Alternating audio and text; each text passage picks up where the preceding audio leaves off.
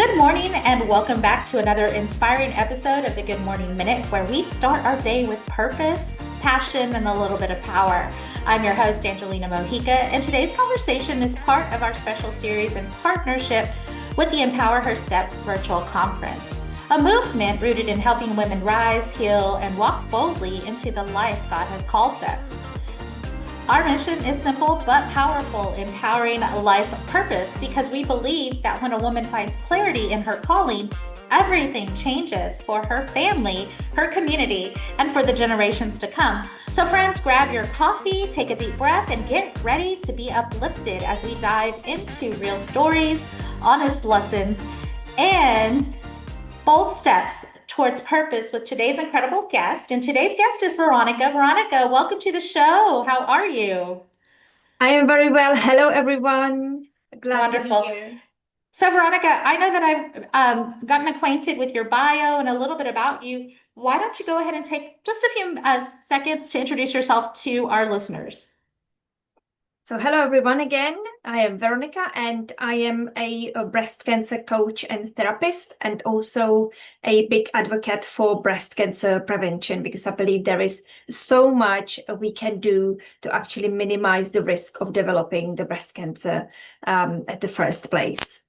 And Wonderful. the reason why I'm actually why I stepped into my life purpose is that I got inspired by my own breast cancer journey. Wonderful. And we're going to talk a little bit about that journey today, too. So I'm excited to get to know you. But before we jump into the meat of our conversation, Veronika, I'd like to start off with just a fun, ice-breaking question. And that is, what's one small thing that makes you smile? It's always my cat Max. Wonderful. I have two cats and they do make me smile. I love to come home to them and they're waiting for me. I think mainly because they're just hungry and ready for their wet cat food. But I like to think it's because I'm coming home. But Same. anyways, let's go ahead and jump into the conversation. I'm just going to ask you, Veronika, if you'll just share a moment of pain or challenge in your life and how it impacted you. Yeah, so it was the biggest pain I went through was when I was diagnosed with breast cancer, because it was a time when I feel very healthy. I was very active. I was fairly successful in my career, and I just didn't see that coming. And it was a complete shock. I felt overwhelmed, and at the same time, though, after I processed my emotions and what was actually going on, Mhm. I discovered this inner power of, well, this happened. I don't know what's the way out of it, but I will do everything to get through this, and I would heal. That's what I said to myself, even the first day. But obviously, everything fell apart. And I was meant to start a new job. So there was also a threat to, can I actually go and change jobs whilst undergoing treatment? So I think this just shaked me in a way that it was first time in my life when I faced my own mortality. And I think that was the moment that changed everything, that changed me, and that changed the way how I saw my life, the world, and myself. Wow. And I mean, you mentioned being very active, and I'm assuming this is just like a big time, I guess, time bomb that hits you in the middle of not even, there's no reason, there's no way to be ready for this. Like it's so unexpected. I mean, it's kind of like that worst case scenario, life situation just slaps you right in the face. Wow. Uh, and so as you're kind of becoming from like just kind of processing through this thing that has happened to you, being diagnosed and what the treatment's going to look like and just all the changes that are going to come so abruptly. What was that like for you? Yeah, so first of all, it was that feeling of overwhelmed, feeling of unknown, Mhm. feeling that my life fell apart. Um, One interesting thing was that just before I was diagnosed, I actually questioned my life purpose because I was happy with my life. I was stepping up a career ladder, and I always wanted to do something to contribute to the world, but just didn't know what. And I somehow, before the diagnosis, I somehow thought, well, maybe when I climb the career ladder, I will be able to have better influence, better contacts, and be able to help that way. Mhm. But essentially, when the cancer diagnosis came, and maybe it was just the way how I dealt with that trauma. But I said to myself, well, maybe there is a reason why this diagnosis happened to me. Just after I questioned my life purpose, because I knew that, of course, I will do everything to heal, and I will research everything. I will try everything, Mhm. and I was dedicated to capture every step of my journey so that one day I would be able to share it with other women who could benefit from it. Wow.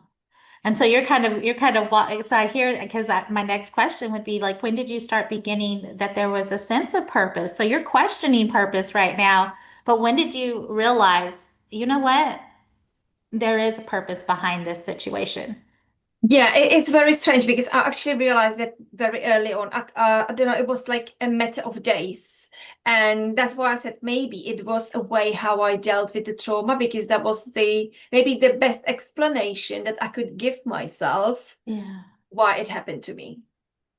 wonderful. Because, yeah, because then I didn't feel it was unfair. Then I felt like there was a reason why it happened to me. And that is, and that in within itself, to have that mindset going into something so traumatic and so life-threatening, to look at it and go, you know what, there is a sense of purpose behind this, because not many of us would. I know I would probably just go, oh my gosh, my life is falling apart before my eyes.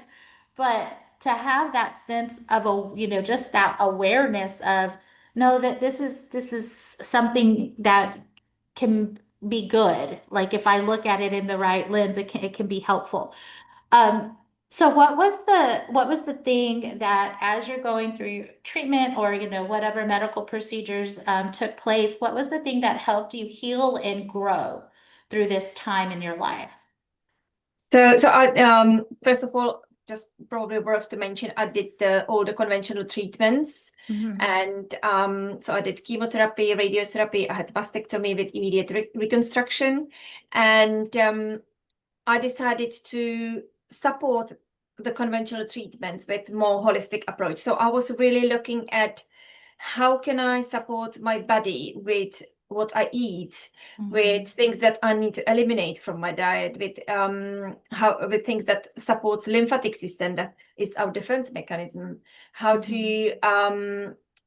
to boost supercharge the diet, essentially, because I did a lot of juicing, which helped me throughout the chemotherapy. So it definitely helped me to recover faster. And then it was the mind and the mindset, the mental work in terms of refocusing on healing rather than on the illness, because I had the whole team of professionals looking after my illness and worry about it. All my loved ones being worried about my condition, and I said, Mhm. well, I'm the only one who can focus on healing. And that doesn't Mhm. mean, that I didn't have, I had so many, up and downs and bad moments and tears and fears, but still I was able to refocus on the healing. And the way how I did that, and what really, really helped me, was doing like visualizations and meditations Mhm. every day. And I always say to people, if you do that, you don't have to know how to meditate. It's just to really think about what you want your life to look like when you are healed. Mhm. And really, don't give up with that, because obviously the results not coming straight away. So Mhm.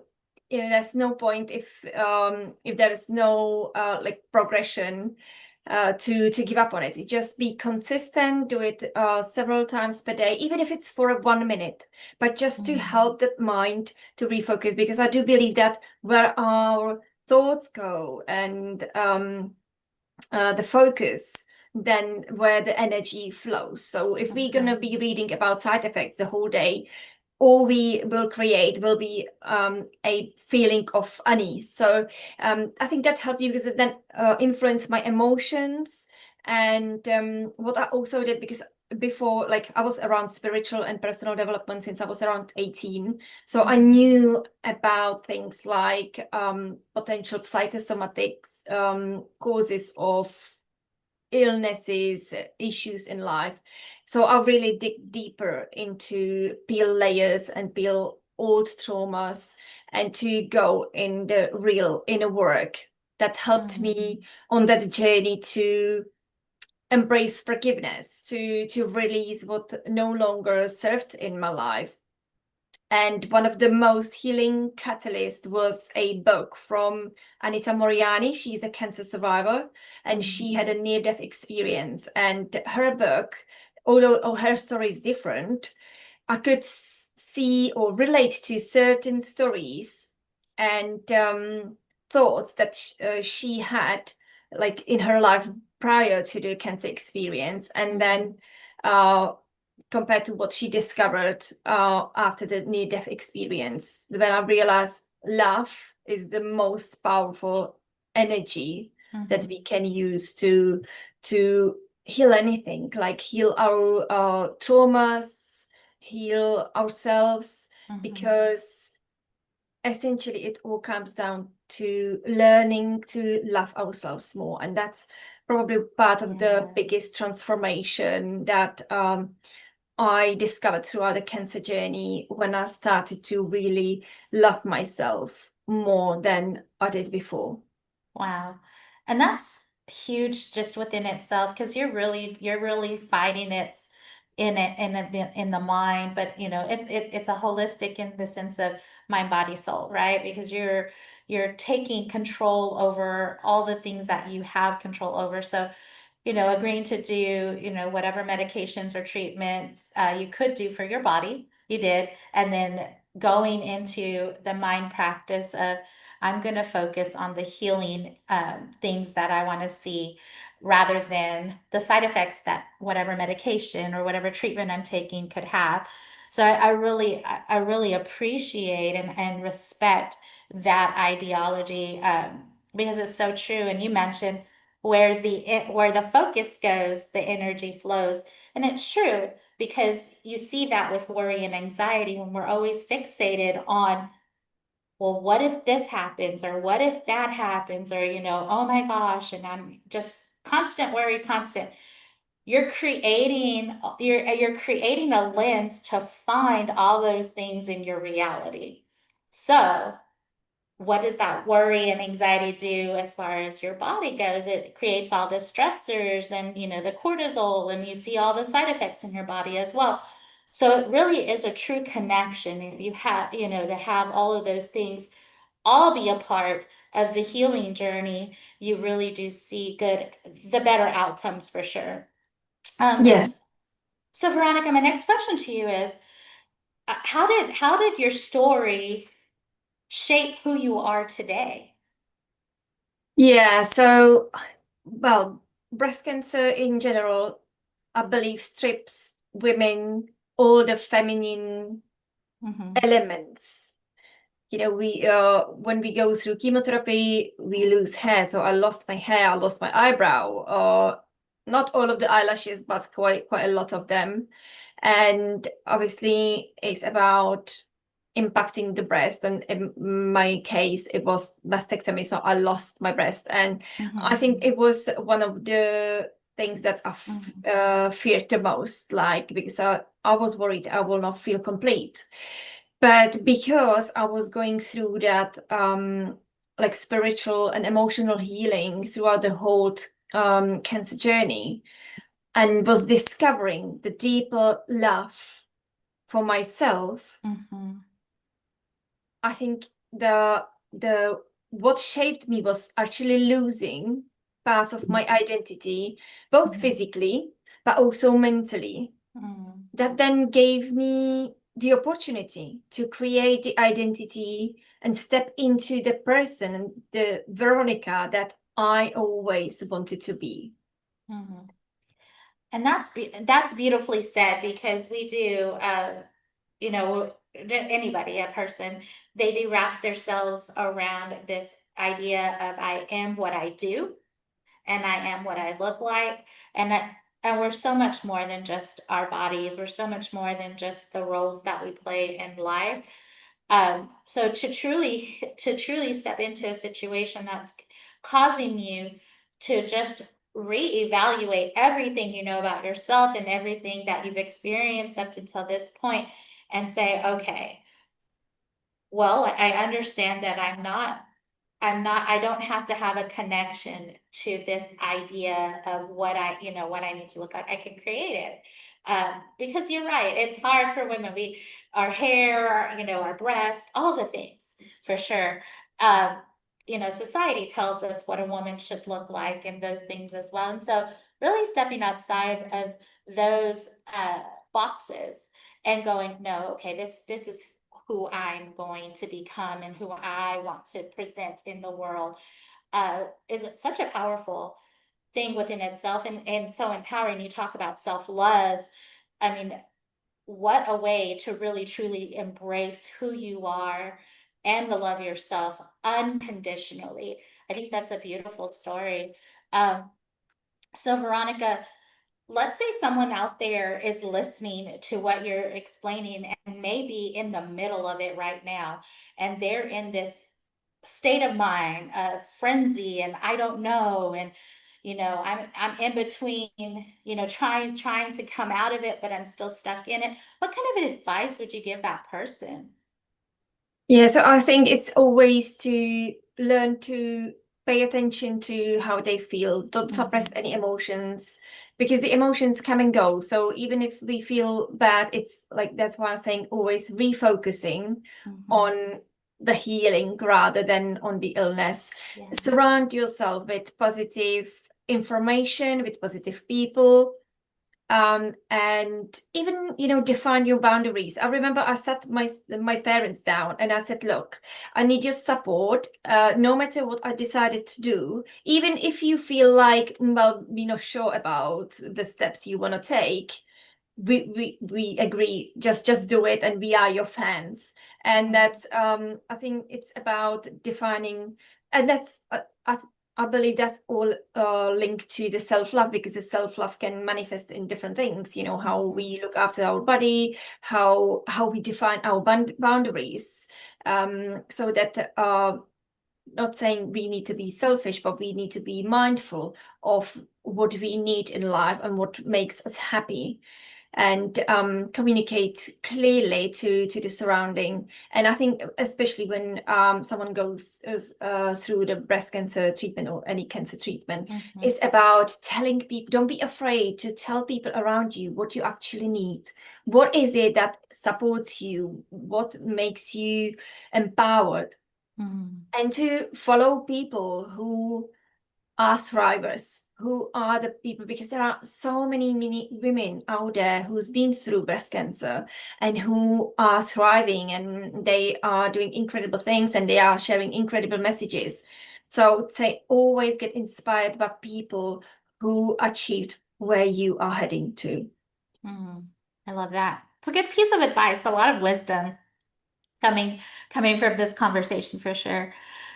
Veronika, what does living with purpose look like for you now? So it is all about being able to help women who are going through this difficult journey. And so I decided to do like a monthly healing circle, which are completely free. That's my gift to the world. So women can join as many times as they want. And it's we is there is no structure to it. It's more about what the women who join the call, what they need, and it's all about the how to work with the mindset, how to heal emotions and traumas. And also we do like a nice meditation at the end to send healing to each other, which is really, really, really encouraging.